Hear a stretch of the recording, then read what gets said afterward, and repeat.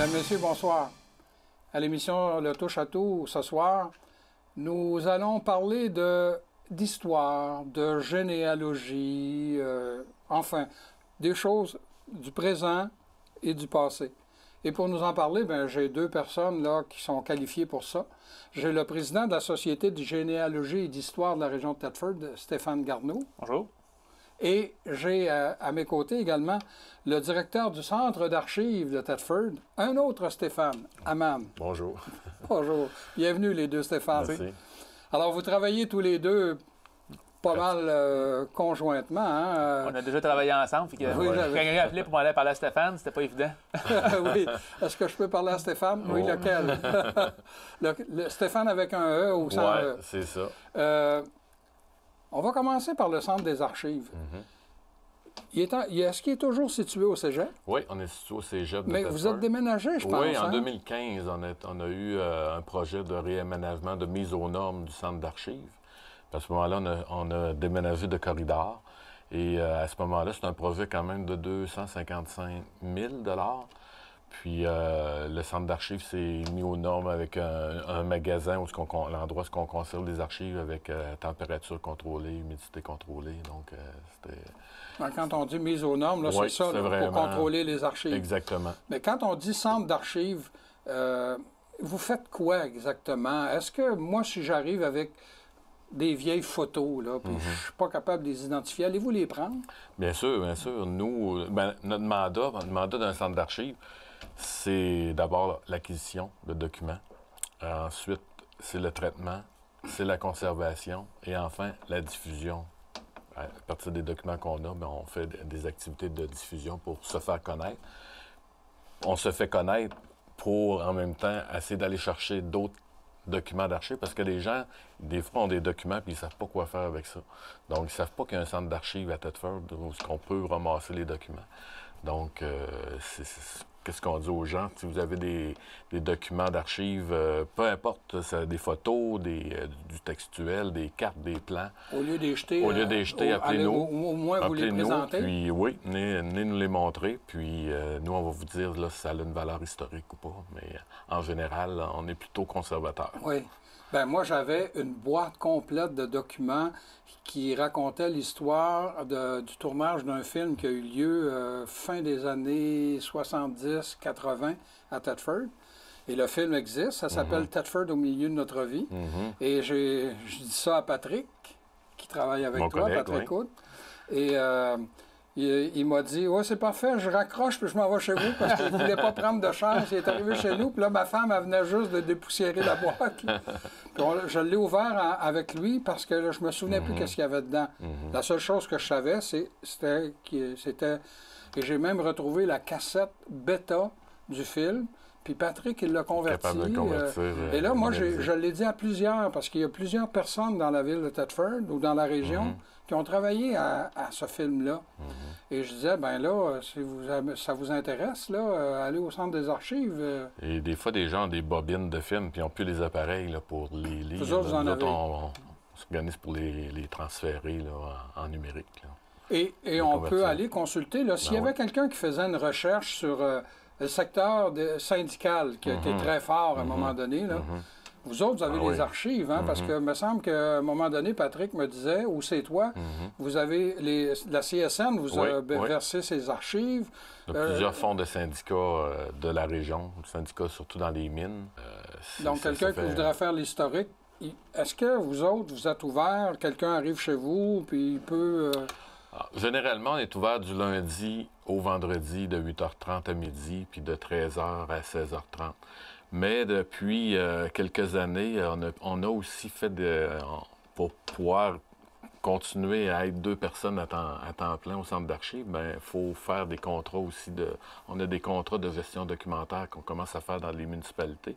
Fait qu'il y a certaines journées, des fois, qu'on est à l'extérieur du bureau. Donc, c'est toujours préférable de nous appeler. D'appeler, oui. Mais généralement, il y a quelqu'un sur place. Là, Ce qui est aussi très populaire, là, je veux dire, les journaux régionaux, comme tous les anciens journaux, le Canadien, le Progrès de Thetford, le Courrier Frontenac depuis 1979. Le centre d'archives les possède tous, alors... Oui, c'est très consulté, ça. Les plus anciens qu'on a, c'est le Mégantic, le journal de Mégantic, Ah oui. édition Tête-Forme, qui date, les premiers numéros qu'on a, c'est 1899. Ah oui.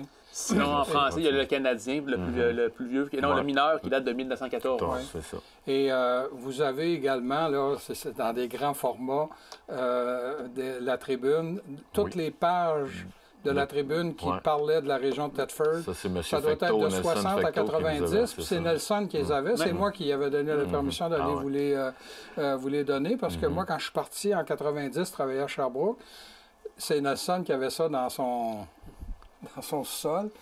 Et à un moment donné, il m'en a parlé à Sherbrooke, et puis moi, j'ai dit, oui, va porter ça au Centre des archives, mais moi, le premier, je m'en suis servi.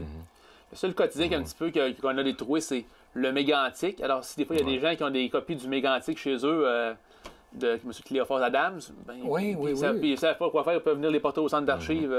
On a quelques numéros là, qui nous manquent aussi du Canadien, mais c'est toujours... En tout cas, si vous avez des fois des journaux, il y en a qui ils servaient des journaux pour isoler les maisons. Là, dans le fond, les copies que le centre d'archives possède, ce sont des copies qui avaient été versées à l'époque par l'éditeur du Poiret et du Canadien au Collège classique. Il avait versé ces journaux-là à la bibliothèque du Collège classique en 1967. Puis, dans le fond, avec les années, la bibliothèque du Cégep a finalement transféré les journaux au centre d'archives. C'est bien ça, hein? C'est bien pensé, ça. Mais alors, je veux dire... Mais on est au Cégep parce que, dans le fond, on a été créé par des gens qui travaillaient au Cégep, les professeurs d'histoire, le directeur de la bibliothèque à l'époque. Donc, c'est pour ça qu'on a toujours resté au Cégep par la suite. Donc, en d'autres mots, là, les gens qui nous écoutent puis qui y trouvent des vieux documents, des vieilles photos... Jetez pas ça. Non, surtout allez voir au centre d'archives, ils vont vous le dire quoi faire avec ça. Puis on peut ouvrir un fonds d'archives. Mettons, tu verses tes documents, on va appeler ça le fonds de M. Sévigny. Mais on veut toujours garder le lien avec le donateur. Donc, si une image est utilisée dans une publication, ben là, on indique toujours la source. Donc, quand j'ai donné ma boîte au complet du film, là, je le sais, là, j'ai reçu un papier comme de quoi. Là, que... Mais c'est ça, on a été fondé en 85, donc ça va faire l'année prochaine 35 ans déjà. Oui. Donc, depuis ce temps-là, on a ramassé vraiment un trésor là, sur tout ce qui concerne la région de Thetford. Il faut dire que le centre est agréé par Bibliothèque et Archives nationales du Québec. En 90. Donc, on est reconnu par le ministère comme dépositaire d'archives pour notre territoire. Et toi, tu es là depuis quand? Moi, je suis là depuis 1994. Ah bon? Tu as commencé très jeune. Oui. Ben, je faisais mon stage. J'ai fait mon stage au centre d'archives. Puis dans la même année, c'était Lynn Clich qui était là comme directrice à l'époque. Ah oui, Lynn. Puis Lynn est allée dans l'enseignement. Donc, la porte était ouverte pour moi. Il faut de stagiaire à directeur. Oui, exactement. Et toi, Stéphane, tu as travaillé aussi au centre d'archives. Oui. Et là, maintenant, aujourd'hui, ta job payante, c'est directeur de la bibliothèque. Oui, responsable de la bibliothèque au Cégep. Donc, je suis resté dans le milieu documentaire, mais j'ai migré vers un autre poste. Mais il faut dire que les locaux, là, les deux, vos bureaux, là, ils se touchent, là, puis on peut se promener entre les deux. Là. C'est qui plaidant, vraiment, c'est une belle place. En plus, la Société de généalogie et d'histoire a aussi ses locaux à même le centre d'archives. Fait qu'on a vraiment là, un beau milieu de ressources documentaires, là, le centre d'archives, la Société de généalogie et d'histoire, la bibliothèque, qui est collégiale et publique aussi, municipale. Donc, je pense que là, on a vraiment là, un beau credo dans la région. C'était une des conditions, justement, quand on a fait notre projet de réaménagement, là, ça a été un facteur clé qui nous a permis, le fait d'être regroupés dans ce milieu-là, c'était quand même important. Là, avoir un centre d'archives, une société d'histoire, de généalogie, la bibliothèque, donc ça nous donnait des points là, pour continuer. Puis même, vous avez les archives de la télévision communautaire. Exactement, oui. Parce que ça... À un moment donné... Et là, on les retransfère, parce qu'à l'époque, comme ça, on transférait les bobines sur VHS, et maintenant, il faut retransférer les VHS en numérique. C'est la beauté de la technologie. C'est toujours en fait. Mon collègue a pratiquement terminé. Là, ce transfert-là, c'est un travail quand même... C'était des heures. Au niveau... tout ce qui est film, on a pour 1600 heures d'image en mouvement, qu'on appelle. On a 90 heures d'audio. Au niveau textuel, on a 400 mètres linéaires de documents. Donc, si on met les documents des boîtes une à côté de l'autre, on en a pour 400 mètres linéaires. L'iconographie, tout ce qui est photo négatif, on est rendu à... On était à 224 521 pièces. Mais là, on a acquis dernièrement le fonds un petit peu avant les fêtes. Puis ça faisait des années qu'on essayait de l'avoir. C'était le fonds des... Non, Jacques Fugère, on l'a déjà depuis quelques années. Ouais, c'est un fonds vraiment extraordinaire. Il y avait déjà aussi le fonds de Jean-Charles Poulain. Jean-Charles Poulain. Oui, là, ils ont eu un autre super fonds. Là, on est allé avant les fêtes, on est allé chercher les ateliers René. Ah oui. Les ateliers René, là, on n'a pas encore compté le nombre de négatifs, mais c'est à peu près 250 000. Donc, on va doubler au niveau iconographique. C'est fantastique pour l'avoir. J'ai eu un privilège, parce que, enfin, on parlera du volume. Là. J'ai eu le droit à un privilège, mais j'ai trouvé des photos du cégep en décembre 69. Et puis, le collège a été fondé, on se souvient, au mois de mai 69. Fait qu'on a, on fait les 50 ans. Le photographe s'est promené dans le collège, a pris des photos du gymnase, dans les classes, à la bibliothèque. C'est de toute beauté. C'est ça qui est intéressant avec le fond des ateliers, parce qu'il y allait souvent à l'extérieur. Donc, il prenait... On a quand même un volet photos de famille, mariage, oui. Mais il allait aussi dans des entreprises prendre des photos. Puis Jean-Charles, lui, qui aimait l'histoire... Il a ramassé des photos d'une richesse inouïe. Moi, j'ai travaillé... Tout ce qui est événement... J'ai travaillé avec lui à la Tribune. Là. Il était photographe à la Tribune aussi. Là. Et puis, moi, je savais, la collection qu'il y avait. Là, d'ailleurs, c'est lui qui a sorti un volume écrit par Nelson Fecteau. C'est Nelson qui avait tout fait l'écriture. Mais les photos qui sont à l'intérieur, ça, c'est des archives à La Cité de l'Or Blanc. Oui, la Cité de l'Or Blanc, oui. Volume couverture vert. On n'est pas pire, tu disais tout à l'heure, Stéphane, que vous faites aussi des lancements, des publications pour mieux faire connaître des choses.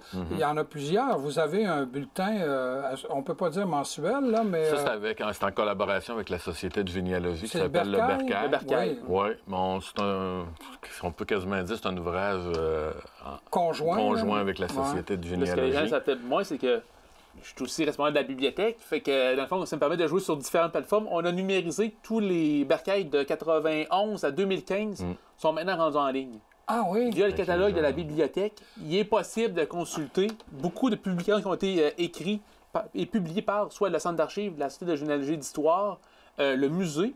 On a eu des occasions de numériser des volumes et de les rendre accessibles en ligne. Fait que si vous allez sur le catalogue du réseau des bibliothèques publiques de Thetford, il y a un petit onglet en haut, vous cliquez dessus, puis vous allez voir volume numérisé. Si vous cliquez dessus, vous allez voir, on a une vingtaine de volumes, et à part les bercails qui ont été numérisés sur l'histoire de la région. Et vous pourrez les consulter soit en ligne ou encore télécharger le PDF pour le lire après ça sans réseau.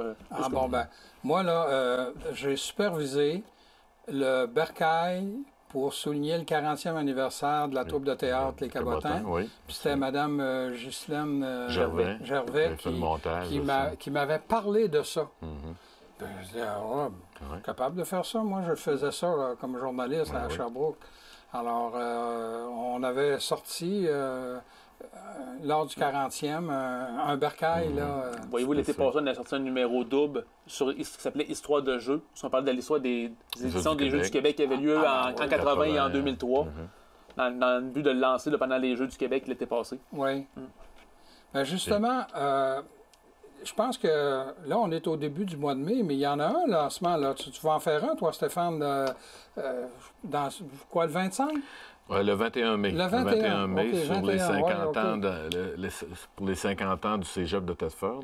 On va sortir un album photo, mais l'auteur qui est avec moi, Stéphane Garneau, il peut vous en parler davantage. T'as trop de chapeaux. Mais je pense que toi, tu as écrit le volume sur le 40 ans. C'est ça, v'là 10 ans déjà. Déjà, ça passe vite. On avait écrit vraiment un volume, là, vraiment avec textuel et tout, qui faisait environ 250 pages. Même le chapitre 1, il portait à la fois sur l'école de métier, l'école normale, le collège classique, qui ont tous fusionné, si je peux dire, en parenthèse, pour donner le nouveau cégep qui a été fondé le 21 mai 69, d'où la date du lancement, qui est de l'album photo, le 21 mai. Et puis cette année, c'est pas un hasard. Non. 10 ans plus tard, on s'est dit, bon... Qu'est-ce qu'on peut faire de plus? De plus, on ne voulait pas lancer un autre volume parce que celui de v'là 10 ans on m'avait appelé quand même 2 ans de recherche. Et puis, le volume, v'là 10 ans, était lancé avec des photos, était noir et blanc à l'intérieur. Puis c'est souvent des photos étaient moins grosses pour permettre le texte, évidemment. Puis là, on s'est dit, ce que les gens aiment, ce sont les photos. Fait que là, le volume va comprendre seulement 100 photos, grandeur 11, 8,5, pleine page. Mais t'en as des exemples? Ça, c'est la page couverture aussi du volume. Ça, là, c'est l'ancien collège classique, là. Oui, c'est le cégep à ce moment-là ici. Ah, il était rendu cégep. Oui, on va montrer. Ça, c'est une page du volume ici.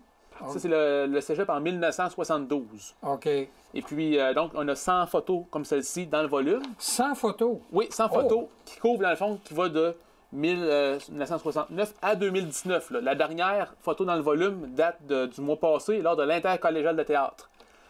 Puis, comme on avait lancé un volume il y a 10 ans, sur le 40e, il y a quand même le corps là, des photos de l'album qui couvre la dernière décennie. On voulait que la dernière décennie soit quand même bien représentée, fait qu'il y a au moins le corps des volumes qui couvrent les dernières 10 ans qui, dans le fond, ne se retrouvaient évidemment pas dans le volume du 40e. Et puis, c'est quand même drôle à dire, mais il y a quand même des nouvelles vieilles photos. Par exemple, Stéphane nous parlait qu'il y a eu le fond Les Historiers Erronés. Là, 10 ans, on n'avait pas pu consulter ces photos-là. Fait que là, il y a des photos vieilles qui datent de 1969 qu'on a tirées de ce nouveau fond-là pour le mettre dans l'album photo. Donc, c'est venu enrichir ta collection. Puis, mais là, si tu dis que tu n'as publié 100, tu n'as regardé combien? Disons que j'avais déjà comme... Le travail, c'est quand même fait pour avoir écrit le volume, voilà 10 ans. Mais lors du 40e, pour faire le livre du 40e, il avait fait tous les journaux. Tu avais touché de 60... Tous les journaux de la création de l'école de métier, qui était dans les années 30, si je me souviens bien, jusqu'en 2009, j'avais fait tous les journaux, semaine par semaine, pour voir tout ce qui avait été écrit à l'époque. Fait que d'où le volume de 250 pages qu'on parlait, puis le 2 ans à écrire et de recherche, voilà 10 ans. Ce qui fait que quand je suis parti cette année, moi, faire un album photo de 100 photos avec juste des bas de page, c'était une promenade dans le parc. Oui, parce que tu avais sommé. Le travail était déjà fait. Parce que, comme tu dis, là, ça t'a pris 2 ans à écrire ton livre là, sur le 40 ans. Là. Ouais. Et l'album photo, ça va m'avoir pris 3 semaines. Oui, parce que c'est ça, tu récoltes. Mais tantôt, je vois, là, Stéphane Hamad, que tu as en avant de toi le livre soulignant les 125 ans de oui, lors du 125e de Thetford. On a sorti... quoi? On est en 2019, donc ça fait 2 ans de ça? C'est en 2017 que ça a été sorti, mais on l'a sorti en 2018, parce que le temps de faire le travail. Il y en avait eu un volumineux. Oui, il y a déjà un volume en 92, le livre du centenaire, qui, au niveau... Tout ce qui est aspect historique était quand même assez bien fait. Donc, on est un peu allé dans le même style, c'est qu'on est allé plus image. Les gens aiment beaucoup voir des photos. Donc, ce volume-là, on a réussi on s'est dit, on va sortir une photo par année. Donc, 125 ans d'histoire, 125 photos, avec vraiment l'histoire que nous apporte cette photo-là. Regarde, là, tu as 1924, Club de baseball de Thetford. Oui. On est allé vraiment dans tous les horizons. Ça peut être culturel, sportif, au niveau des mines. Donc, ça a été assez... les gens, en tout cas, on semblait vraiment l'apprécier parce qu'il n'y en a plus. Ils ont tous été vendus. Mais, si je me souviens bien, c'est une jeune femme qui est à la recherche de ça. Hein? Karine Pépin, oui, l'auteur Karine Pépin, pour faire les... J'ai assisté à une assemblée de la Société de généalogie quand vous avez honoré Nelson Facto. Oui. Et vous l'aviez présenté, l'aspect la recherche jeune historique, femme qui avait fait... mais ça, c'est de l'ouvrage, ça, pas à peu près. Ah oui, oui.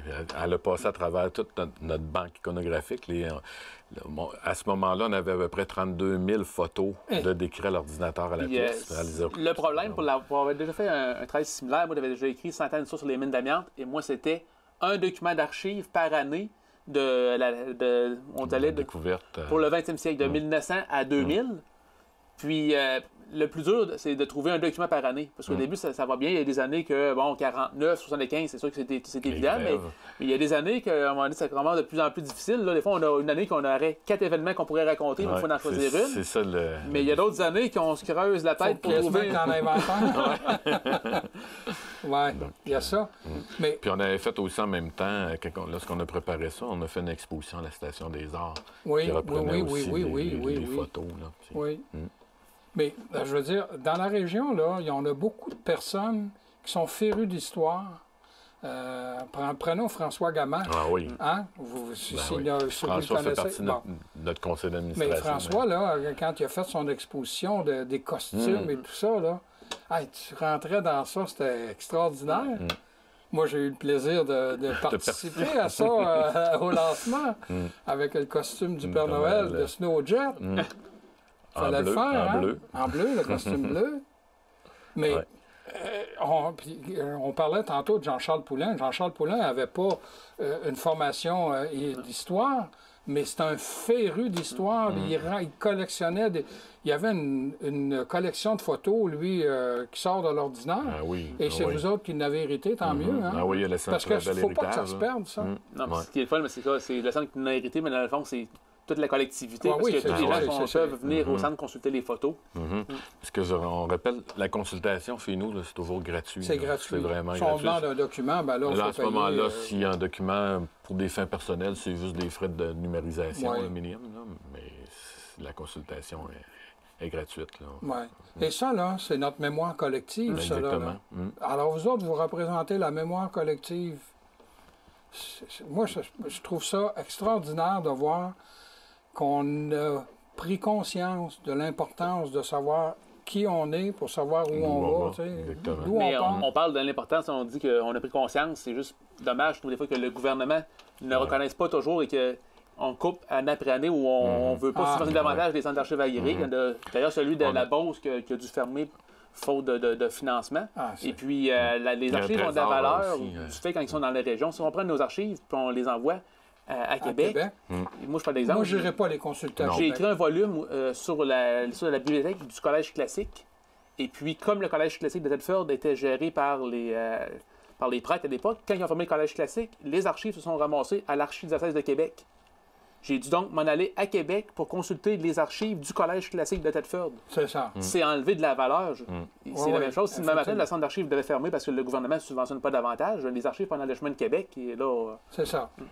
Moi, le premier, j'aurais moins tendance à me rendre à Québec pour aller consulter des archives, alors que me rendre au cégep, là, je veux dire, nous autres, ici, dans la région, on est... Tout est à proximité. C'est facile d'aller au cégep, c'est facile d'aller au centre des archives. Puis maintenant, avec le nouvel aménagement, on n'a plus besoin de faire le tour, on rentre et puis la porte est là. Comme pour aller à la bibliothèque. Moi, combien j'ai entendu d'adultes dire « Ah, moi, j'aime pas ça me mêler aux jeunes. » Ils vous mangeront pas, c'est des étudiants, pas des ogres. Mais là, vous avez fait une porte, là. Bon, alors là, maintenant, on peut rentrer directement à la bibliothèque, mais par le jeu des couloirs, puis on peut se rendre et de la bibliothèque dans le centre d'archives facilement. Là. Avant, c'est ça, il fallait faire le tour aussi pour le centre d'archives, mais maintenant, on dit, vous entrez par la hall centrale, une porte rouge au fond, on est là. Mais là, vous autres, au centre d'archives, vous êtes 2 employés permanents, mais vous avez toute une armée de bénévoles aussi. Hein? Oui, avec la Société de généalogie qui est avec nous autres. Donc, si nous, on n'est pas là, il y a souvent une personne de généalogie qui peut répondre aux chercheurs. Donc, on s'aide comme ça, mais on a autour de 4-5 bénévoles. Oui, moi, j'en connais là, qui me disent j'étais au centre d'archives encore ce matin. Il me dit après-midi, je pense que je vais aller au centre d'archives, mais il est toujours là. Pas nommé Camille. Oui, M. Grégoire, c'est un bon. Mais vous en avez plusieurs. Parce que quand j'ai assisté à l'Assemblée où vous avez pris la peine d'honorer Nelson, Nelson Fecteau, il y avait beaucoup de monde. Là. Bon, moi, c'est tous des visages connus, là, mais comme journaliste, j'ai traîné dans le coin tout partout. Mais aujourd'hui, il y a de plus en plus de gens qui font leur généalogie, qui recherchent les ancêtres. Mais suite à ça, rechercher ses ancêtres, c'est bien beau, mais c'est le fun de connaître aussi l'histoire de ces ancêtres-là. Oui. Donc, les documents d'archives qu'on a, les photos, tout ça, permettent d'aller chercher des éléments historiques, là, de savoir où était située la Terre. Les documents comme des rôles d'évaluation, des recensements, des choses comme ça t'amène toutes sortes d'informations supplémentaires là, sur tes origines. Les gens seraient surpris de voir tous les trésors qu'on peut retrouver au centre d'archives. Alors, aidez-nous parce que c'est ça, on a besoin des gens. Parce qu'il y a encore des trésors qui dorment dans des sous-sols. Je suis content que tu dises ça parce que là, l'émission est finie, là, puis ce que tu viens de dire, c'est le message que les gens devraient retenir. Si vous avez des documents, que ce soit des photos, n'importe quel, jetez-la pas, allez voir les gars au centre des archives. D'abord, on est bien reçus. Puis en plus, ben, vous allez être en mesure d'apprécier, dire oui, ça vaut la peine de les garder, tout ça. Ben, les deux, Stéphane, je vous remercie beaucoup. Merci. Merci. Merci à vous. Et vous, chers amis, je vous invite à nous revenir la semaine prochaine.